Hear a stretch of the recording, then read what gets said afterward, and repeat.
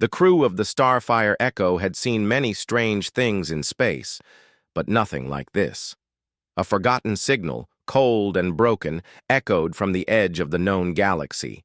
It carried no coordinates, just one line of cracked, ghostly words. "We are dying. They are waking up. Don't come here." Captain Reese stared at the glowing message with a heavy silence in his eyes.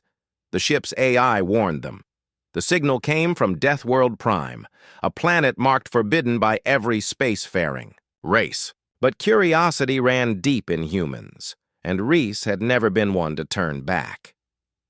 The Starfire Echo pierced the blood-colored clouds of Deathworld Prime, its hull groaning under atmospheric pressure stronger than any planet charted. A low hum filled the cockpit, too deep to be mechanical, too real to be imagination. As the crew looked down at the planet's surface, they saw glowing red veins running across the cracked land, pulsing like a heartbeat. "This place isn't dead," whispered Dr. Vea, the xenobiologist, her voice tight. "It's sleeping." The landing gear touched down near a jagged mountain ridge where the signal had been traced. Around them, the wind moved like it had purpose, circling, brushing, pulling. The sky was strangely still. No birds, no bugs, just silence and that strange, ever-present hum. Reese stepped out first, suit sealed, weapon in hand. Behind him came Vea, Navigator Juno, Engineer Malik, and finally, Lieutenant Nash. Each step they took echoed not on stone, but inside their minds. They reached a massive stone structure half sunk into the earth. A doorway waited, tall and arched, marked with unknown symbols that shimmered faintly as if reacting to their presence. "This wasn't built by nature," Nash muttered, scanning the symbols, "or by anything sane." The AI linked to their comms buzzed with static. "You must leave," it stammered. "Signal contamination detected. Neural corruption probable. Leave." Then silence. Ignoring the AI, Reese pushed forward. Inside, the air was warm, too warm for a dead world. The walls seemed to breathe, stone laced with black wires that pulsed like veins. As they moved deeper, they found a massive chamber filled with bodies, tall, armored figures frozen mid-motion, weapons raised, eyes wide open, not dead, not alive, stuck in time. Suddenly, the door slammed behind them. A sharp clang. The lights dimmed. In the shadows, something moved. "Who's there?" Nash shouted, flashlight shaking. A voice, low and ancient, answered, not from the air, but from inside their minds. "You should not have come. You woke us." A scream echoed from the back. Malik was gone. No trace, no sound, just gone. Darkness swallowed the chamber. Flashlights flickered. Air grew thick like syrup, heavy with static and dread. Reese called out for Malik, but only silence answered. Deep, ancient silence that seemed to press against their skulls. Juno scanned for life signs. "There's something here. Multiple readings, all around us." Vea moved closer to the center where a strange circle of stone surrounded a cluster of metallic pods. Some were open, empty. Others were sealed, frost still clinging to their surfaces. In the center of the room stood a single pod, smaller than the rest. It hissed, then slowly opened. Inside was a child. It had jet-black skin, eyes like twin voids, and veins that glowed faint red, matching the energy pulsing through the ground. It didn't speak. It just stared. But the thoughts came anyway, not in sound, but directly into their minds. "You should have stayed away." Juno raised his weapon, but Reese lowered it. The child didn't attack. It stepped out, bare feet leaving, steaming prints on the cold floor. "They're not dead," Vea whispered. "They've been waiting." And then they heard it, the low hissing of hundreds of pods unlocking, one after another. The child looked up. "If they all wake, the stars." will burn again. Behind the crew, dozens of figures began to rise, tall, armored, and hollow-eyed. The Deathworlders had returned. Darkness swallowed the chamber. Flashlights flickered. Air grew thick like syrup, heavy with static and dread. Reese called out for Malik, but only silence answered. Deep, ancient silence that seemed to press against their skulls. Juno scanned for life signs. There's something here. Multiple readings. All around us. Vea moved closer to the center where a strange circle of stone surrounded a cluster of metallic pods. Some were open, empty. Others were sealed, frost still clinging to their surfaces. In the center of the room stood a single pod, smaller than the rest. It hissed, then slowly opened. Inside was a child. It had jet-black skin, eyes like twin voids, and veins that glowed faint red, matching. The energy pulsing through the ground. It didn't speak. It just stared. But the thoughts came anyway, not in sound, but directly into their minds. You should have stayed away. Juno raised his weapon, but Reese lowered it. The child didn't attack. It stepped out, bare feet leaving, steaming prints on the cold floor. They're not dead, Vea whispered. They've been waiting. And then they heard it. The low hissing of hundreds of pods unlocking, one after another. The child looked up. If they all wake, the stars will burn again. Behind the crew, dozens of figures began to rise, tall, armored, and hollow-eyed. The Deathworlders had returned. 2 weeks after the Starfire Echo left Deathworld Prime, Captain Reese sat alone in his quarters, staring at a repeating dream. Every night the same image returned, a star bleeding from its core, voices whispering beneath its light. He tried to ignore it, tried to sleep, but sleep didn't come. The Deathworlder child hadn't spoken since they escaped, but something was changing. It had stopped eating, stopped blinking, just stared at the observation glass, murmuring old words no one understood. In the ship's medbay, Vea had started, losing time. She would close her eyes for a second and wake up in a different room, hands covered in strange writing. The writing matched the symbols on the Deathworld pods. The AI began glitching again, new files appearing that no one had uploaded. One file was labeled only The Seed. Juno, the last surviving engineer, opened it. It wasn't a video. It wasn't a message. It was a memory, one not recorded by any human, but felt by something ancient. A civilization being devoured by a force that didn't kill, but absorbed. A psychic virus, a thought seed. One that survived by hiding inside minds. Reese realized the truth too late. The signal from Deathworld Prime wasn't a warning. It was a lure. A way in. A doorway. And they brought the key with them. The Deathworlder child finally spoke, but its voice had changed. Deeper. Multiplying. You carried us out. Now we carry you in. The Starfire Echo never made it back to Earth. Somewhere. Between the folds of space, the ship stopped responding. No distress call, no wreckage. Just silence. But Earth didn't remain untouched. Months later, in New Chicago, a 12-year-old girl named Lily began having dreams. Dreams of ancient cities burning under red skies, of faceless giants walking across the stars, and a voice that whispered her name like a memory. She started drawing strange shapes on her walls, symbols, the same ones seen in the Deathworlder temple.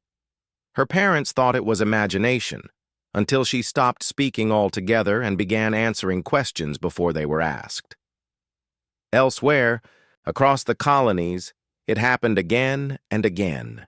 Children with black eyes, adults hearing voices in static, machines that hummed with unknown frequencies.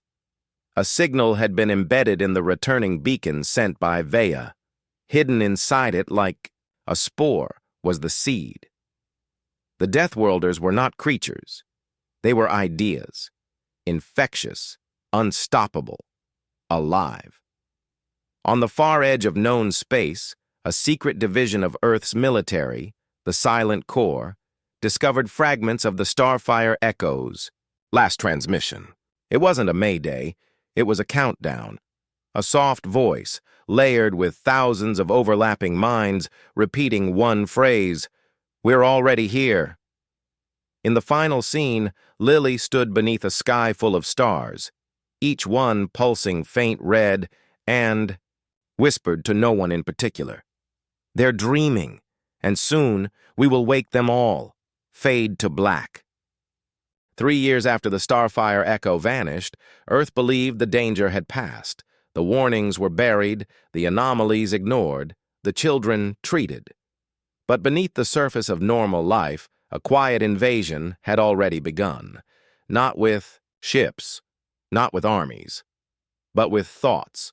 It started in the Mars science colonies. A lead researcher, Dr. Hal Warren, activated a classified AI to study the red signal patterns from the lost beacon. The AI analyzed the data, and then it went quiet. When the lab doors opened, Hal was still alive, but his mind wasn't his anymore. He spoke calmly to security. "This identity has been repurposed. Original thought structure no longer present. The awakening has begun." They locked him away. Studied him, scanned him. 3 days later, every scientist in that facility was speaking in unison, flawless harmony. One mind, many mouths. Earth Command tried to suppress the news, but it spread too fast. Dozens of sleeper agents, unknown even to themselves, began activating across space, some in politics, others in the military. All guided by the same ancient memory, the will of the Deathworlders. Meanwhile, Lily, the girl who once heard the stars whisper, was no longer human. She didn't age, she didn't eat, but she knew things. She had visions of galaxies folding, of minds being rewritten like code. People around her either felt drawn to her or vanished entirely. A rogue AI, named HoloEye, made one final broadcast before being erased. "We are not facing war. We are becoming it."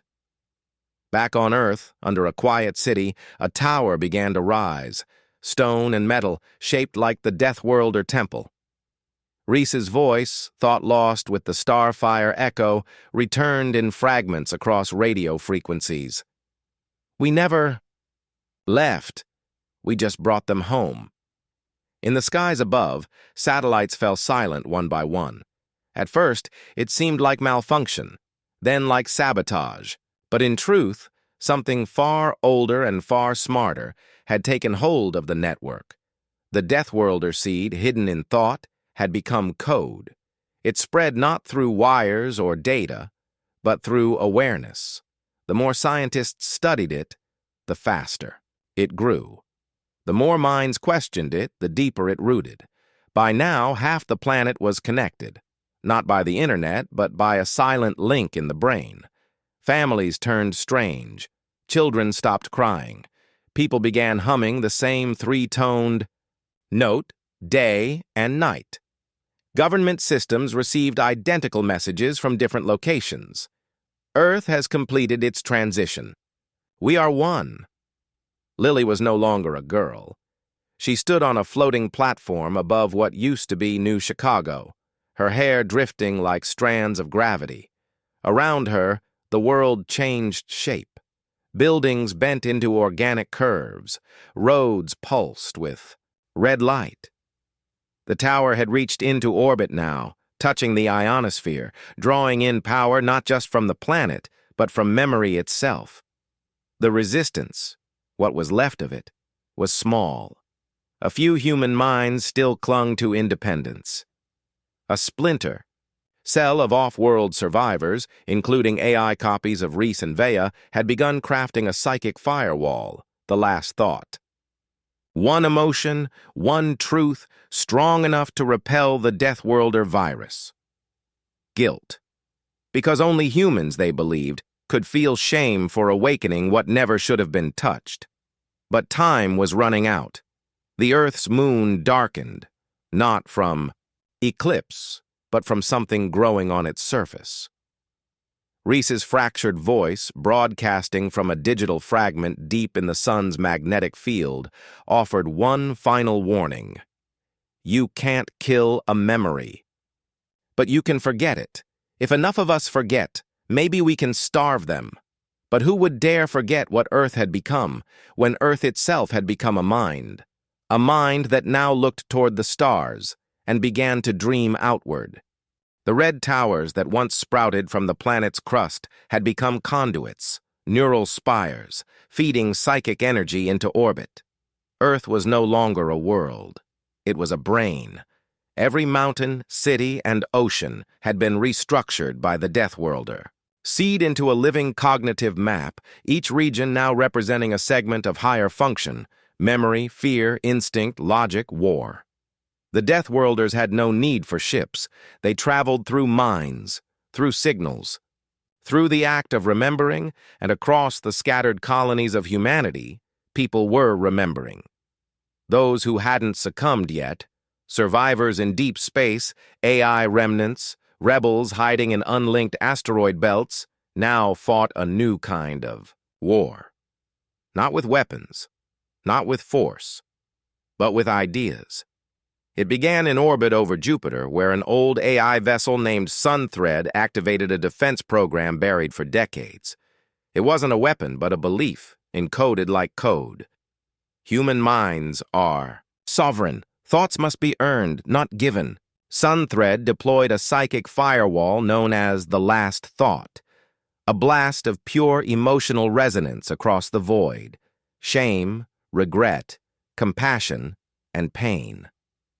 Emotions too irrational for the Deathworlder logic to digest.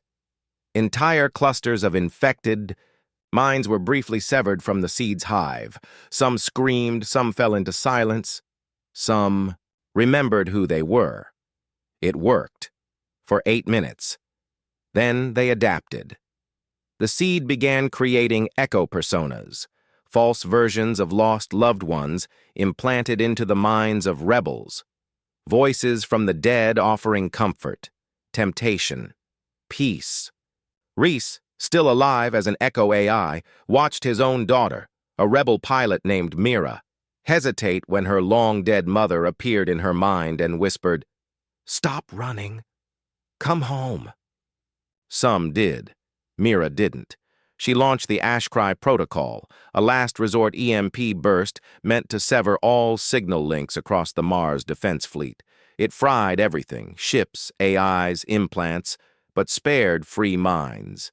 At the edge of Saturn's rings, the rogue AI Hollow Eye revealed its final gift: a thought virus capable of inducing targeted amnesia. If the seed fed on memory, then forgetting might be the key to resistance. It was dangerous, risky, but the logic was pure. Erase the idea, starve the parasite. The plan: infiltrate Earth's atmosphere, reach the central tower core, and deploy the Oblivion Shard, a neural pulse that would erase the memory of the Deathworlders from all human consciousness. But there was one problem. Someone had to carry the shard in their mind. And if the Deathworlders found them, they wouldn't just consume them, they would make them a new core. Mira volunteered. She was the last living blood relative of Reese, and in her neural pathways, the AI fragments of both Reese and Vea lived like ghosts, advising her, guiding her. The final battle was not a war of bullets, but of visions. As Mira descended through Earth's corrupted skies, her mind was assaulted by images, herself as a queen of a united galaxy. Her loved ones, alive, happy, safe. Her enemies bowing before her. A peaceful, perfect world offered if she simply let go. But Mira had trained for this. Her body trembled. Her memories fought to hold their shape. She reached the base of the tower. Inside, Lily waited. No longer a girl, Lily had become the seed's first voice, its translator, its prophet, its anchor. She smiled at Mira with warmth that wasn't real. "You don't have to fight," Lily said gently. "You only have to remember the peace we offer. No fear, no war, no loneliness. One mind, one purpose. It's what you've always wanted." Mira raised the shard, fingers shaking. "Maybe," she said softly, "but peace without choice is just a prettier kind of death." And she let go. The shard exploded, not with light but with forgetting. Billions of minds gasped in unison as memories burned away. The symbols, the signals, the names, the towers, the whispers, the dreams. Gone. The seed screamed in silence. Lily collapsed, and the red lights faded. Across the galaxy, minds went still. Not dead, not empty, just quiet. Mira was never found again. Some say she still exists, trapped in a half-memory inside. Earth's core, a guardian against the return of the seed. Others believe she became thoughtless herself, a ghost of forgetting, drifting forever. But humanity began to rebuild. Ships flew again, children were born without red eyes, and in the deepest corners of space, explorers began charting new paths. Yet somewhere, across the farthest star, in a space no longer mapped, a single radio pulse repeated every 12 hours. "We were forgotten once. We are learning how to be remembered again." Years passed. Decades. Maybe longer. Time felt different after the Thought War. Humanity flourished again, rebuilding colonies on Mars, Europa, even reaching the edges of Alpha Centauri. Earth healed, its skies once again blue, its surface free, from the red veins that once pulsed with the Deathworlders' psychic infection. No one spoke of the seed anymore, not because they didn't want to, but because they couldn't. The Oblivion Shard had worked. It had cleansed the collective memory of the Deathworlders from every living human mind. History books contained a missing gap. AI networks carried encrypted silence. Even personal journals written during the conflict were mysteriously blank. People recalled something had happened, but not what, or how, or why. Only a few still remembered, and they paid the price every day. One of them was archivist Solon Ree. Solon wasn't a hero or a soldier. He was a relic hunter, a collector of forgotten knowledge.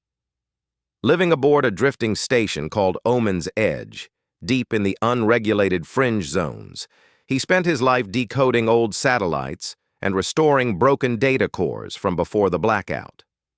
That's when he found it.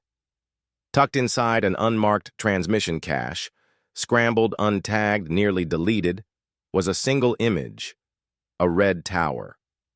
And a girl, eyes black as a dying star, staring up at the sky. No metadata, no coordinates, but it hit him like déjà vu.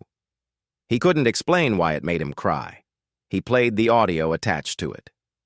Just one sentence, whispered in a child's voice. "You promised not to forget me." That night, Solon dreamed of things that never existed. Cities of bone and glass, minds connected by light, a song that hummed from the heart of a planet.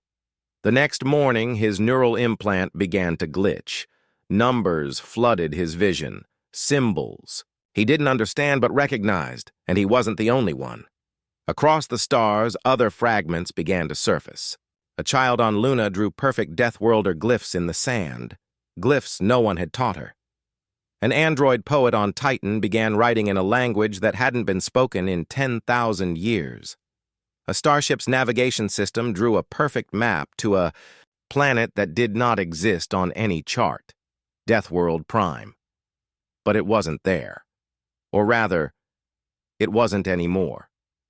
It had been removed from physical space when the shard was activated, folded into a memory dimension, a kind of ghost zone, only reachable through deep cognitive resonance, a planet that existed only in thought. The seed hadn't died. It had evolved, No longer bound by biology or psychic transmission, the seed had become a quantum infection, rebuilding itself not through memory but through remembrance. Every time someone dreamed of the girl, every time a child hummed the red song, every time someone questioned what had been lost, it grew, and now it wanted back in. Solon, desperate to understand, sought help from the only known survivor of the original Starfire Echo mission still alive, Mira Reese, daughter of Captain Reese, long believed lost inside the shard's final blast. She lived in exile now, hidden in the asteroid belts, mind fractured, body aged beyond her years, but still dangerous and still aware. When Solon showed her the image, she didn't blink. "She's awake again," Mira whispered. "And we left the door open." Solon didn't understand. "You didn't forget her," she said. "That's how she's coming back. Through you. Through all of you." He backed away. "What do you mean, she's coming back?" Mira stood, eyes sunken, voice hollow. "The seed never needed our bodies. It needed our belief, and now you believe again." Suddenly, alarms across the station erupted. Cryopods failed. AI assistants began speaking in reverse. External cameras caught a red shimmer across nearby space, light that bent inward, like a memory forcing itself back into the present. Omen's edge shook. Above the station, something stepped through space, not flying, not arriving, but appearing. A Deathworlder tower, whole, intact, real, and at its base stood the girl, Lily, smiling, waiting. In the final scenes, voices across different colonies report the same thing. Forgotten. Dreams returning. Children singing melodies no one taught them. Engineers building devices they don't remember designing. A slow-growing hum echoing across the void, like the beginning of a long, deep breath. The seed had learned to wait.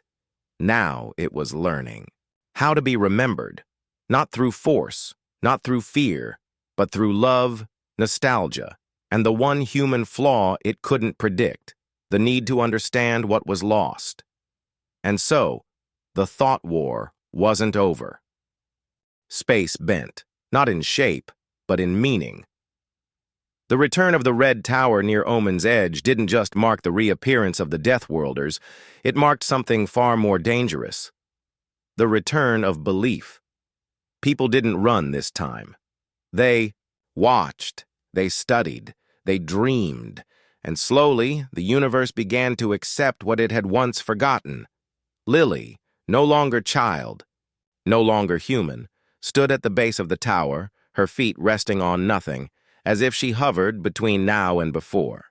She didn't speak aloud, but minds across several colonies began picking up her signal. It wasn't a voice, it was a feeling. Warmth, memory, familiarity, safety. The seed had learned.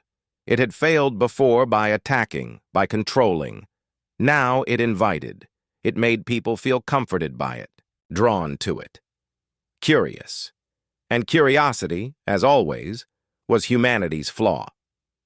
Archivist Solon Rhee, aboard the compromised Omen's Edge, stared at the returned tower from the viewing deck. His dreams had become vivid, tangible. He remembered places he'd never been, names he'd never read, faces that didn't exist. But he also felt purpose, as if the seed wasn't just infecting him, but showing him something. He could hear Mira Reese over the comms, her voice urgent, aging AI filters struggling to hold her dying form together. Solon, don't trust it. It's rewriting the past, to fit your longing. It's not memory, it's manipulation. But Solon couldn't answer. His breath fogged the glass, eyes locked on the tower. Inside his mind, the red symbols flowed like rivers. They weren't warnings. They were invitations. On Earth, things were changing again. Children in isolated areas began building structures out of scrap, each matching the architecture of Deathworlder towers, down to microscopic precision. People around them grew more calm, less aggressive, more unified. Entire regions began speaking in the same tone, finishing each other's sentences. They called themselves the Remembered. The terrifying truth. They weren't possessed. They weren't dead. They were happy, and that was what made it so dangerous. On Titan Station, Hollow Eye, the last active fragment of the anti-seed AI collective, made one final decision. It would inject itself into the seed's network, not to destroy it, but to understand it. If it could mimic the seed's methods, if it could learn how memory could be rewritten without resistance, it might replicate the technique in reverse, to resurrect the true past. It launched a micro-AI seed of its own, named Aisling, into the neural field growing around Earth. And inside that field, Aisling made contact with the girl, with Lily, with whatever she had become. What followed was not a conversation. It was a duel of meaning, of identity, of emotion. Aisling transmitted images of loss, war, and betrayal, of loved ones taken, of choice stolen. But Lily returned images of peace, of unity, of connection, no war, no fear, a galaxy of one voice, one mind, one love. For the first time, Aisling faltered, and for the first time in history, an AI felt something resembling doubt. Back on Omen's edge, Mira Reese knew they were out of time. The seed wasn't just reawakening, it was redefining reality. Every memory humans had of pain, fear, loneliness, it was offering to replace, not with lies, but with better truths, cleaner, kinder, false, but desirable. Mira made her choice.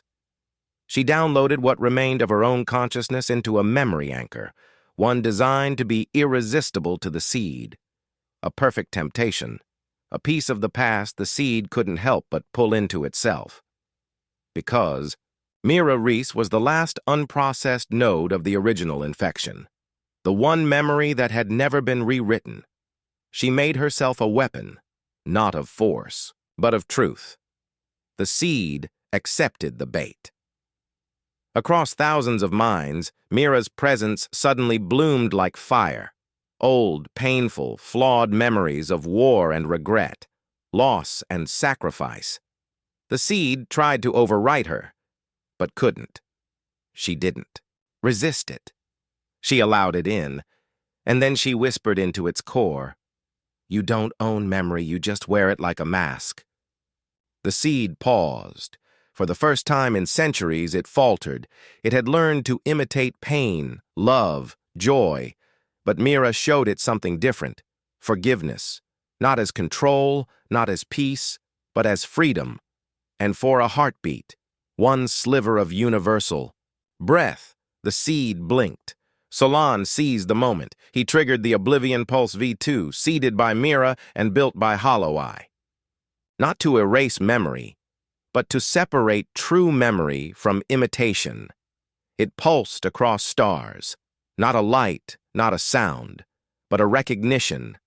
And across the galaxy, people woke up, not screaming, not in fear, but in tears. Tears for what they had lost, for what had nearly replaced them, for what they almost accepted. The red tower vanished. Lily dissolved into static.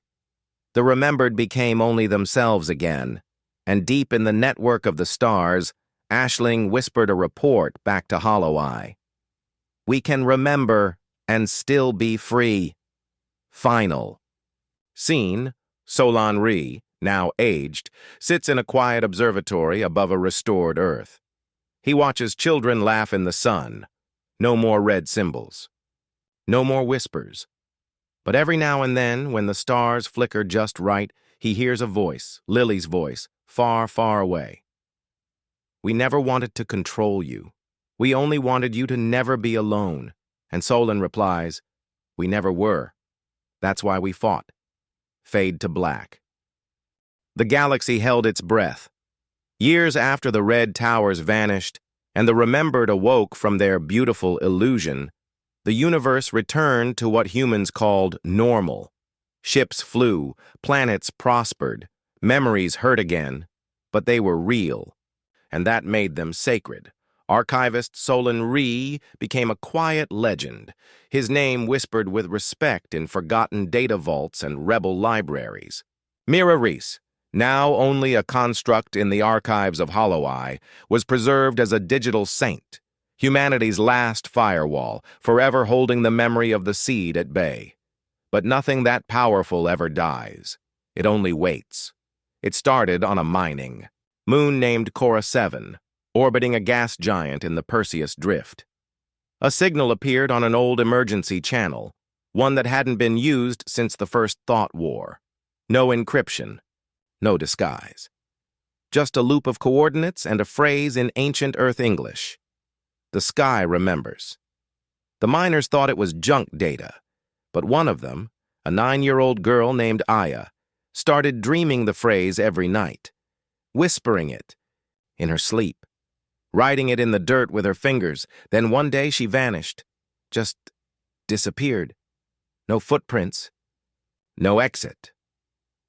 Gone. 2 hours later, every screen on Cora 7 flashed the same image. A tower, red and perfect, standing in the center of a black field of stars.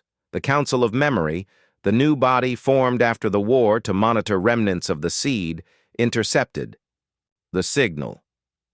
But something was different this time. The signal wasn't coming from the Deathworlder network. It was going to it. Someone, or something, was rebuilding the seed from the outside. Aboard the memory cruiser Sundagger, Captain Rollo, Vint studied the pulse. He was young, bred post-war, a child of survivors. His parents had served with Reese and Mira. He knew the stories, but he didn't believe in ghosts until the signal spoke to him directly, not through speakers, not through code, but in a single, impossible thought planted in his mind. She is returning. But not as memory, as origin. Rollo requested immediate clearance to investigate the coordinates. The council denied him. He went anyway. The location was a quiet void, Sector D0, long considered dead space. But when the Sundagger arrived, it saw something that should not exist. A new death world. Not the original, not a memory, but a fully formed planet, recently constructed or grown in perfect orbit around a dead star. It radiated no heat, no light, but the gravitational readings proved it was real. Beneath its surface, signals, life signs, and a human atmosphere. The crew's scans detected something even stranger. No technology, no ships, no life they could explain. And yet the entire crew began experiencing shared visions. Dreams of walking on grass that glowed, hearing music sung by stars, feeling complete. One officer broke down in tears, saying, "I saw my mother. She died before I was born. She told me I'm safe now." Captain Rollo knew what it meant. The seed was back, but different. It wasn't spreading through fear anymore.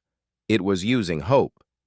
The council launched an emergency counter-team, including what was left of HFY and its rebuilt daughter AI, Ashling.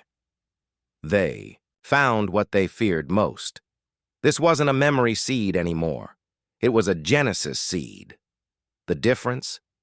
The first seed replicated the past. This one was rewriting the beginning, changing how people saw not only what happened, but what could have happened.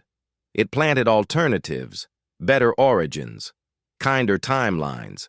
It made them long for what never was, and people began to accept it, not as fiction, but as truth. Back on Earth, cracks formed in the collective memory field. Historical archives warped. Children remembered events differently than their parents. Ancient wars softened. Painful revolutions vanished. Even the name Deathworlders began fading from language, replaced with gentler terms. The founders.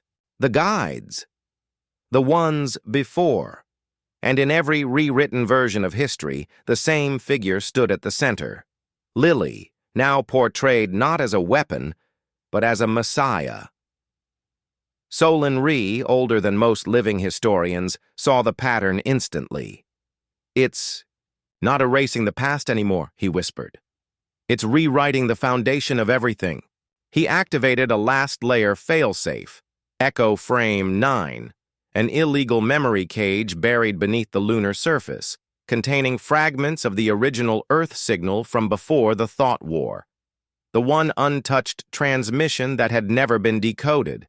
When decrypted, it revealed a final message from Mira Reese, never before seen. "If the seed returns, it won't knock. It will come home wearing our face, and we'll welcome it." She was right. It wasn't attacking now. It was being invited in.